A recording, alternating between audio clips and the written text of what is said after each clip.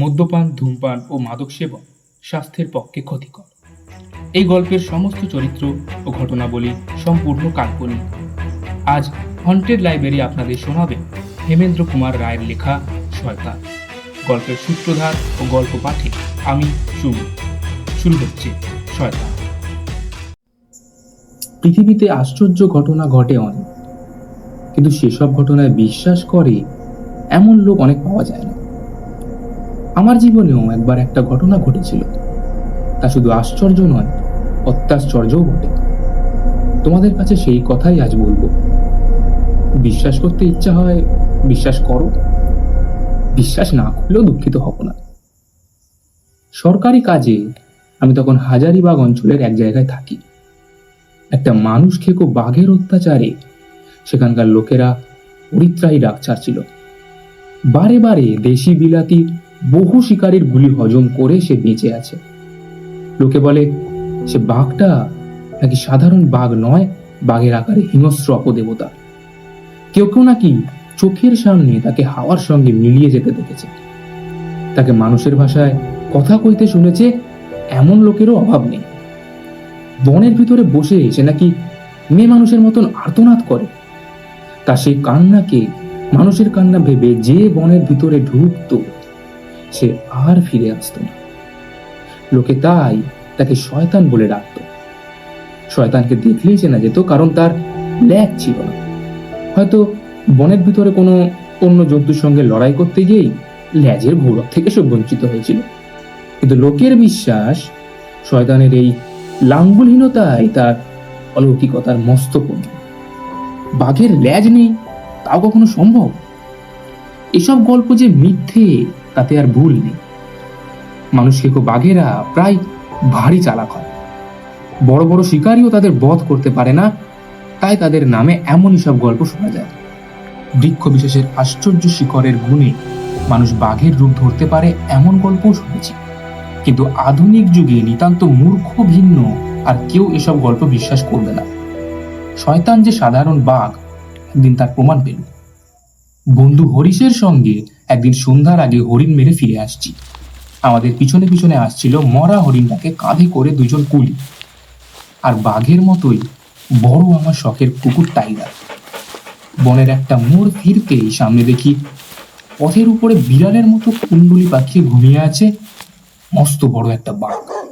তার ল্যাজ নেই। পিছনের কুলিরা রুদ্ধশ্বাসে অস্ফুট স্বরে একসঙ্গে বলে উঠল, শয়তান! পর মুহূর্তেই আমরা দুজনে একসঙ্গে বন্দুক ছুড়ল। শয়তান লাফিয়ে দাঁড়িয়ে উঠেই আবার পড়ে গেল, আর নড়ল না। এত সহজে শয়তানকে ঘায়েল করে আমাদের আনন্দের আর সীমা রইল না। কুলি দুজনও মনের খুশিতে ধেই ধেই নাচ শুরু করে দিল। আশেপাশের গায়ে সে খবর তখনই ছড়িয়ে পড়ল। দলে দলে লোক শয়তানকে দেখতে এলো। অনেকে তার মৃতদেহের উপরে কিল চড় লাথি বৃষ্টি করে মনের ঝাল ঝেড়ে নিল। অনেক কষ্টে তাদের থামিয়ে জনকয়েক কুলির সাহায্যে শয়তানের দেহ তুলে আবার নিজেদের বলের দিকে রওনা হলো। খানিক দূরে যেতেই বিরাট এক ক্রুদ্ধ দৈত্যের মতো সারা আকাশ জুড়ে একখানা মিশে মিশে কালো মেঘ ছুটে এলো ভীষণ ঝোড়ো নিঃশ্বাস ছাড়তে ছাড়তে। শহরে বসে তোমরা এই মেঠো বুনো ঝড়ের কল্পনাও করতে পারবে না। দেখতে দেখতে পরেশনাথ পর্বতের আকাশভেদী চূড়া ধুলো মেঘের আড়ালে অদৃশ্য হয়ে গেল। বনের গাছগুলো পাগলের মতো মাটির উপরে বারবার মাথা করবার চেষ্টা করতে লাগলো, আর যেন কার বিপুল ফুৎকারে সারা পৃথিবীর আলো কাঁপতে কাঁপতে নিভে গেল। খানিক তফাতে একখানা পুরনো বাংলো ছিল। আমরা তাড়াতাড়ি তার ভিতরে গিয়ে আশ্রয় নিলাম।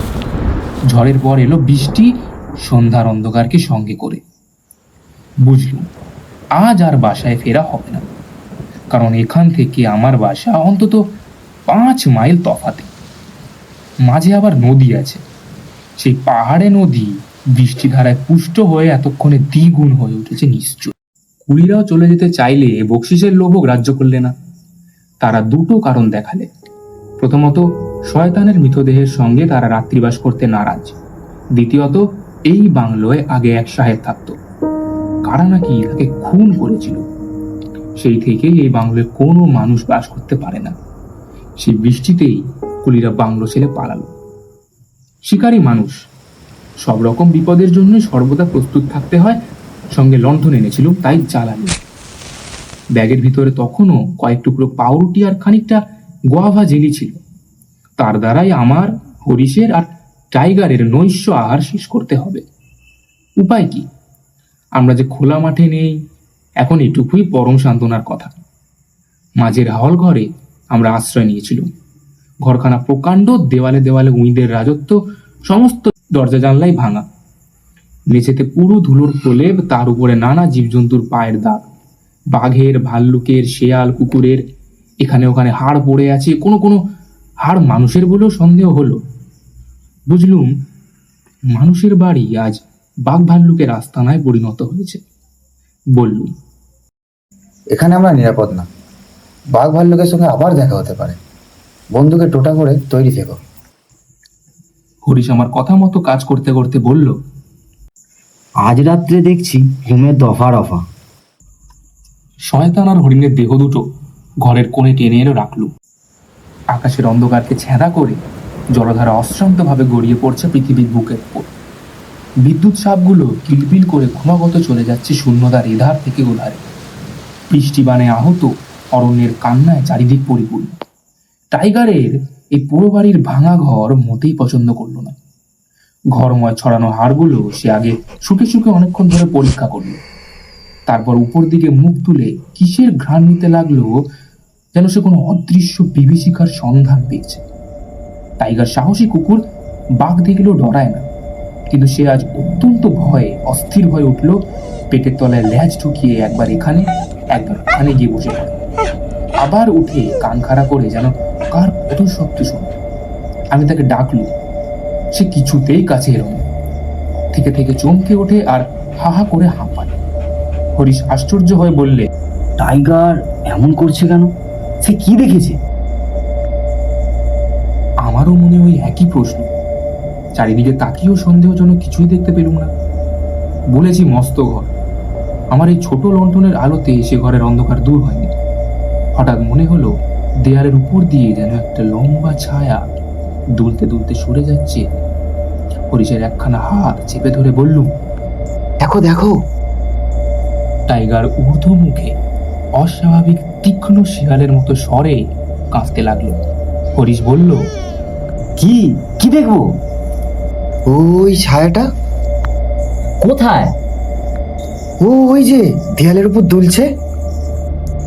বাড়ি ছেড়ে বেরিয়ে পড়ি, চলো। এখানে আর কিছুক্ষণ থাকলেই আমি সত্যি সত্যি পাগল হয়ে যাব।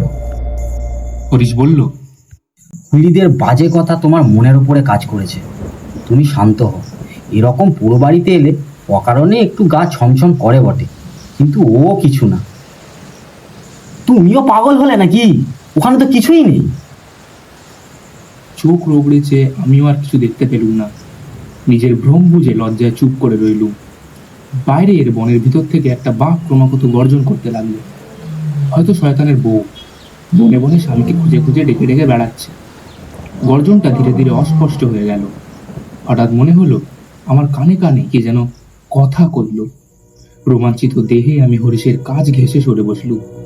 আমার মুখের ভাব থেকে হরিশ বলল, আবার কি হলো? কে আমার কানে কানে কথা কইলো?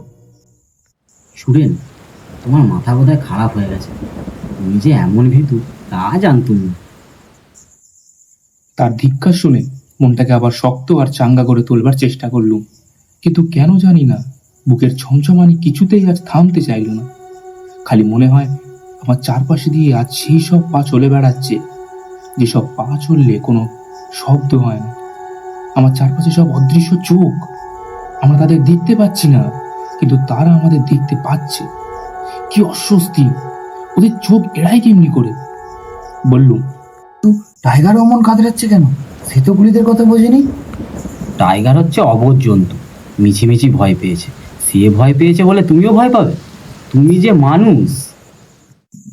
এবারে সত্যি সত্যি ঘরের বাইরেকার দাঁড়ানে দ্রুত পদশব্দ হলো। শব্দটা একটা দরজার কাছে এসে আবার দূরে চলে গেল।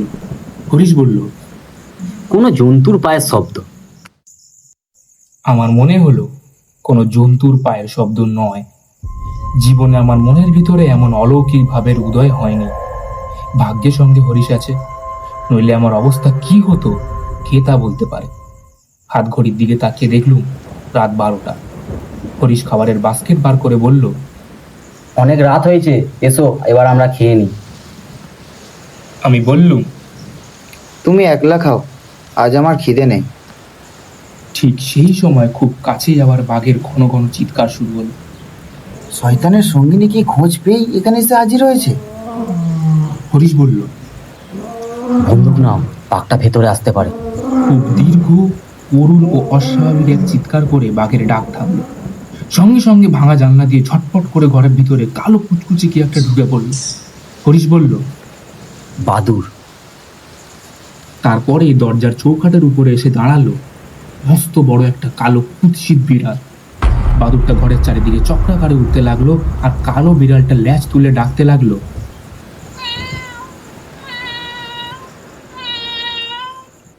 বাদুরটা হঠাৎ গোত্তা খেয়ে শয়তানের মৃতদেহের উপরে গিয়ে পড়ল। তারপর দুই ডানা বিস্তার করে সেখানেই স্থির রইল একটা মূর্তিমান অভিশাপের মতো। টাইগার আবার দাঁড়িয়ে উঠল এবং ভয়ানক এক আর্তনাদ করে আমার পায়ের কাছে ছুটে এসে পড়ে গেল। কাঁপতে কাঁপতে তার গায়ে হাত দিয়ে দেখি সে মরে গেছে। হরিশ সবিস্ময়ে বলল, সুরেন, দেখো দেখো। ও সে কি দৃশ্য! যাকে আমরা স্বহস্তে গুলি করে মেরেছি, যার মৃতদেহ এতগুলো কুলি কাঁধে করে এনেছে, যে মরে এতক্ষণে একেবারে কাঠ হয়ে গিয়েছিল, সেই শয়তান এখন আমাদের চোখের সামনেই চার পায়ে ভর দিয়ে সোজা হয়ে দাঁড়িয়ে আছে। তার তার দুটো চক্ষু আগুনের দুটো গোলার মতো দাউ দাউ করে জ্বলছে আর জ্বলছে। সে চোখটা যেন আমাদের ভস্মসাৎ করে দিয়েছে। যা বাইরে আবার বাঘ ডাকতে লাগলো। শয়তান ধীরে ধীরে ঘরের ভিতর দিয়ে বেরিয়ে গেল। সেই বাদুর আর কালো বিড়ালকেও আর দেখতে পেলুম না। চিৎকার করে আমি মাঠের উপর পড়ে গেলুম। সেই সপ্তাহে দরখাস্ত করে অন্য দেশি বিলেতি বদলি হয়েছি। পাছে শয়তানের সঙ্গে আবার দেখা হয়। হরিশের মতে আমাদের বন্দুকের গুলিতে শয়তান মরেনি, মূর্ছিত হয়ে পড়েছিল মাত্র। হতেও পারে, নাও হতে পারে। শুনলেন হেমেন্দ্র কুমার রায়ের গল্প শয়তান। সুরেনের চরিত্রে সৈকত, হরিশ, রাজু।